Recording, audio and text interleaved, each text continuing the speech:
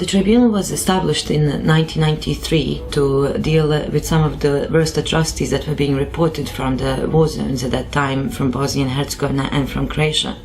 The Security Council set it up and placed it in The Hague as an international ad hoc body, temporary body, because the local judiciaries were unable or unwilling to deal with those crimes. And we have had to devise a vast number of procedures to carry forward our work in an expeditious and fair manner. So that's at the procedural level. At the substantive level, we have developed international humanitarian law at the tribunal. The advances that have been made in substantive international humanitarian law are by and large due to the work of the tribunal.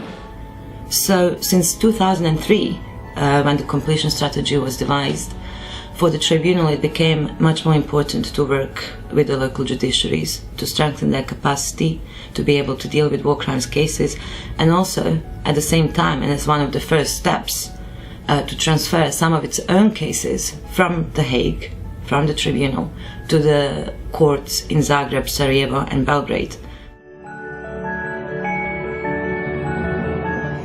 OSCE participating states have committed themselves to the rule of law and fair trial, and our office ODIHR is mandated to assist them in meeting these commitments. For the states in the Southeast Europe, the main ambition, the main goal is European integration, and the quality of their handling the war crimes trial will be essential in achieving this objective. The project, which is 18 months long, and implemented by the ICTY together with ODIHR, OSCE and UNICRI, is funded by the European Union. We have been supporting prosecution, sending their experts to ICTY to work with ICTY for a number of months and years. Now we have another project, which is this new project that has been developed. It's 4 million euros that we're investing into this project to actually transfer capacity, expertise, knowledge in the procedures, in the handling of the different technical tools, because actually ICTY is going to close down in a few years' time, and all the work, all the burden of delivering justice will fall on the domestic courts exclusively. Among the activities to be highlighted from the project, and there are 14 of them in a total, is the production of at least 60,000 pages of the transcripts in the local languages, developing the curricula on international and criminal and humanitarian law, building the staffing capacities of the prosecutors and courts in the region, as well as developing the knowledge of the defense lawyers. These were all components that were identified as part of the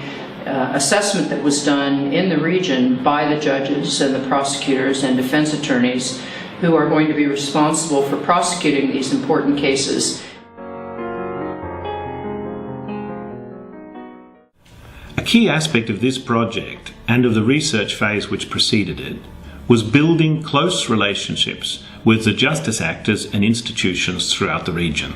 The research that we undertook helped map the capacity gaps that are facing the judicial and legal actors in the region. We also asked those local actors to help us prioritise their needs. And one of the priority issues that they signalled to us was the need for legal support staff. We responded by making available a team of young legal support staff, analysts, researchers and legal experts to assist the judges and prosecutors in handling the war crimes caseload. Out of 12 members who were hired by the Serbian War Crimes Prosecutor's Office, roughly half of them, well basically exactly half of them, 6, are trained lawyers, whereas the other people come from the field of humanities or social sciences or media science. The reason to do so is exactly because war crimes prosecution is a sort of a highly specialized field of activity, and it crossed the minds of the prosecutor that one needs interdisciplinary expertise. The prosecutor's office came to realize that a lot of accomplishments of the ICTY, of the Hague Tribunal, was actually exactly embedded in different non-legal expertise, which was of immense help to the prosecutors' teams in different cases.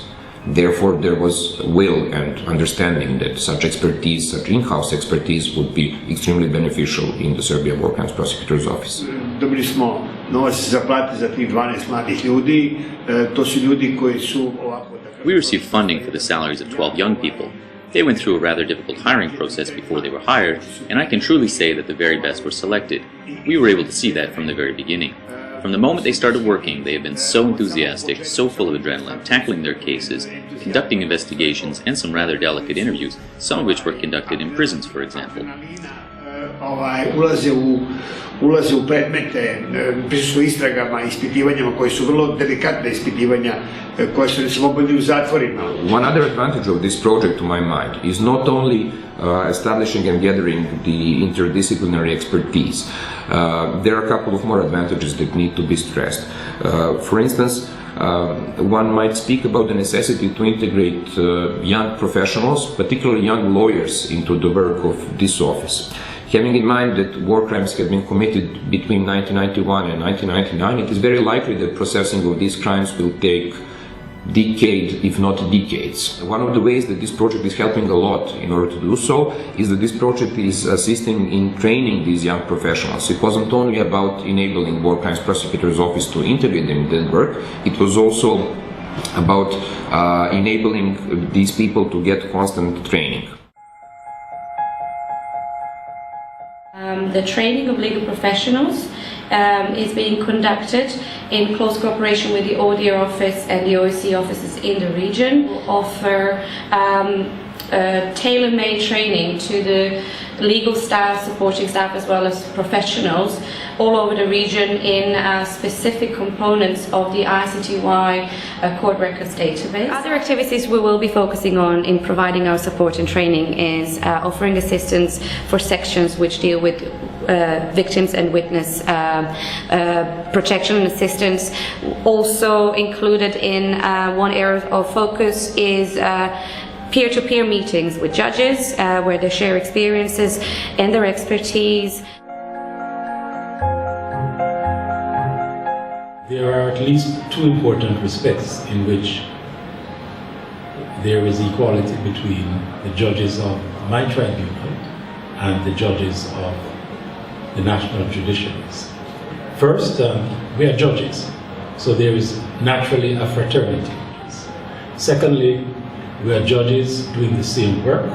We are trying war crimes. It's only natural that we should have exchanges. We have an experience which is different from theirs, and they have an experience which is different from ours. The knowledge and expertise of the Hague Tribunal can be useful to the local judges in their work, which is why I think that all of the judges who are involved in adjudicating war crimes cases need to familiarize themselves with the expertise and the positive lessons learned by the tribunal. It is essential, therefore, that we get the opportunity to exchange experiences, not only in Bosnia and Herzegovina, but also with our colleagues in the entire region, because the peer-to-peer exchange of experiences can only improve the standard of prosecuting war crimes. Jer razmjena ovih iskustava samo poboljšava kvaliteti procesuiranja predmeta ratnih zločina. One of the key elements of this project is the production of transcripts of trials that were held before the tribunal. The local prosecutors and courts needed the transcripts in the local language, in a language that was understandable to them, in order to conduct their own investigations and processes before their own courts. We listen to audio tracks, to selected audio tracks of ICTY court hearings, and we transcribe. We make verbatim transcripts. So what we hear is what we transcribe. So the variation of languages is going to include Bosnian, Croatian, Serbian. These transcripts are very important because the tribunal has an enormous amount of documentation and evidence at its disposal, and we find it very useful. Therefore, as part of the tribunal's closing strategy and the transfer of cases to the region, I believe that these transcripts will play a very important role and will be significant for our work.